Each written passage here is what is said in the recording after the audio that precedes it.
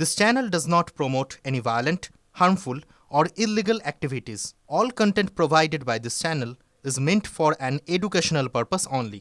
এর পর দিন কাটতে চললো, কিন্তু এখনো মনিরুল ইসলামের বিরুদ্ধে এফআইআর হয়নি। ফারাক্কায় বিডিও অফিসের তাণ্ডব, কমিশনকে বেলাগাম হুঁশিয়ারির পর বৃহস্পতিবার বিকেল 5টার মধ্যে ফারাক্কার তৃণমূল বিধায়কের বিরুদ্ধে এফআইআর এর নির্দেশ দিয়েছিল কমিশন। তারপর দুদিন কাটতে চললেও এফআইআর তো দূরের কথা, জেনারেল ডায়েরি পর্যন্ত হয়নি। উল্টে মনিরুলের হুঙ্কার, এসআইআর আতঙ্কে মৃত্যুর অভিযোগে গণ এফআইআর করতে হবে।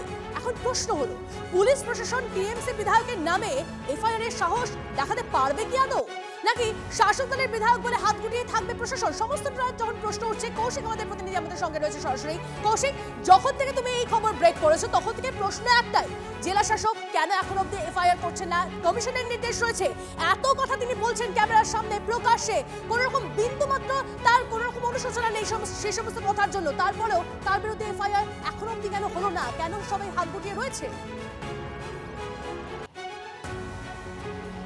দেখো, একদমই সেই প্রশ্নটাই বারংবার উঠছে যে প্রশাসনের বিরুদ্ধে, কারণ প্রশাসন এখনও এফআইআর করেনি যে নির্দেশটা নির্বাচন কমিশন দিয়েছিলেন। এবং তার পরবর্তীতে দেখা গেছে বিধায়ক একটি চিঠি দিয়েছেন জেলা মহকুমা শাসককে। তিনি বলেছেন যে তিনি কোনো রকম খারাপ কাজ করেনি, সংবিধান মেনে চলেন, এবং তিনি যা বক্তব্য দিয়েছিলেন সেটি মানুষের বক্তব্য তুলে ধরেছিলেন।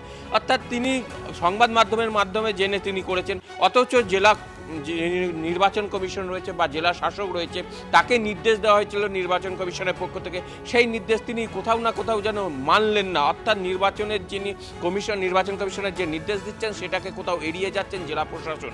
এর আগেও কিন্তু অতীতে এরকম ঘটনা দেখা গেছে, নির্বাচন কমিশনের যে নির্দেশ সেই নির্দেশ মানেনি রাজ্যের প্রশাসন, এবং পরবর্তীতে বিধায়ক হচ্ছে শাসক দলের বিধায়ক বলে এইরকম এড়িয়ে যাচ্ছেন, এমনটাই মনে করছে বিরোধীরা। এবং কালকে যেমনটা আমরা জানিয়েছিলাম যে প্রশাসনিক সূত্রে একটা জানতে পেরেছি যে এই বিধায়কের বিরুদ্ধে কোনো এফআইআর বা কোনো অভিযোগ তারা করবেন না, এটা একটি প্রশাসনিক সূত্রের খবর জানতে পেরেছিলাম। এবং এর আগে যদি তোমাকে আরও একটা কথা বলি, যে যদি এফআইআর করাই হতো বিধায়কের এগেনস্টে, তাহলে 14 তারিখ যেই দিন ঘটনা ঘটে সেই দিন বিডিও যে অভিযোগ করেছিলেন সেখানে আননোন অভিযোগ করেছিলেন, অর্থাৎ তিনি বিধায়ককে চেনেননি অথবা তার নাম নিতে চাননি।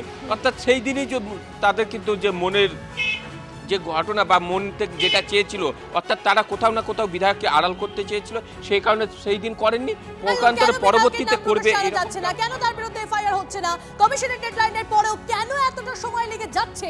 সেই সমস্ত নিয়ে যখন প্রশ্ন উঠছে, কমিশনের বিরুদ্ধে গণ এফআইআর এর হুঁশিয়ারি দিয়ে গতকাল ফারাক্কার তৃণমূল বিধায়ক মনিরুল ইসলাম সে ফের একটি বক্তব্য রেখেছে। কি বলেছে সে শোনাবো। কিছু বললে ভাইরাল হয়ে যাচ্ছে নাকি? চিন্তা করার কিছু নেই। মনিরুল ইসলাম যখন আছে, কোন লোককে চিন্তা করার নাই। অনেক রকম বলছে, অভিযোগ করতে হবে, এফআইআর করতে হবে, করো না ভাই। তোমার জন্য আদালত খোলা আছে, আমার জন্য আদালত খোলা আছে।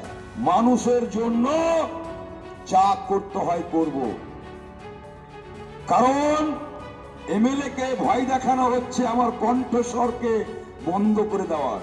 আমার বিধানসভার মধ্যে আমার সংবিধান অধিকার দিয়েছে, আমি প্রধানমন্ত্রীর সমালোচনা করতে পারবো, যে কোনো মানুষের সমালোচনা করার অধিকার এই সংবিধান দিয়েছে। এই সংবিধান দিয়েছে, কণ্ঠরোধ করবো আমাকে, আমার কণ্ঠরোধ করার চেষ্টা হচ্ছে।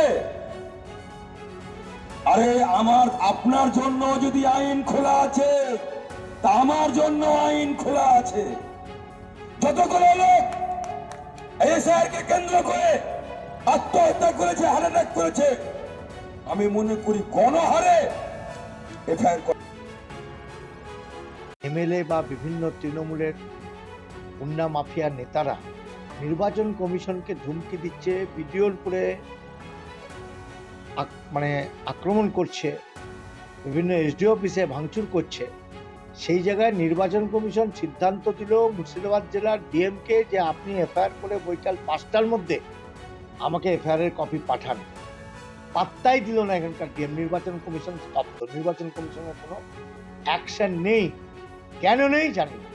সাধারণ মানুষের মধ্যে প্রশ্ন, এখানে কি নির্বাচন কমিশন তাহলে কি শুধু যা বলেছিল তা কি শুধু কথার কথাই বলেছিল, কাজে কই? ইলেকশন কমিশন মানুষের ভোটের অধিকার কেড়ে নেবে, আর আমাদের জনপ্রতিনিধিরা তারা দাঁড়িয়ে দাঁড়িয়ে সেটা দেখবে? জনতার হয়ে কে দাঁড়াবে? এই অসহায় মুহূর্তে আপনি কি ভাববেন যদি আমার পাশে কেউ থাকতো? সেই তৃণমূল কংগ্রেস হচ্ছে সেই পার্টি যে মানুষের অসহায় মুহূর্তে তার পাশে দাঁড়ায়। গণতান্ত্রিক অধিকার কেড়ে নিতে দিচ্ছি না আমরা। আর এই বদমাইশি করছে ইলেকশন কমিশন এবং বিজেপি মিলে, বাংলায় একটা ষড়যন্ত্র করছে।